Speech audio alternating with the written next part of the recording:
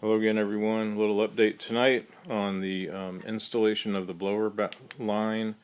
As you can see, here's the blower line around the exhaust nozzle. There's the line as it comes out of the front head and the little union there. Everything's a nice fit. Let me remove the smoke box and I can show you very well. There we go.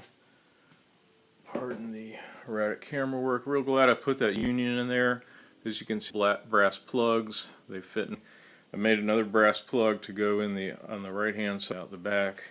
I'll try to keep the video under 2 minutes because it seems to be cutting off if I go longer than that.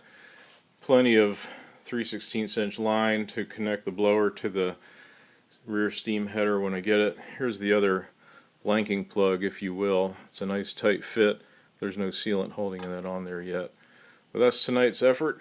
Real excited about the blower valve line being installed, and probably work on the blowdown valves next. So hope this one comes out okay.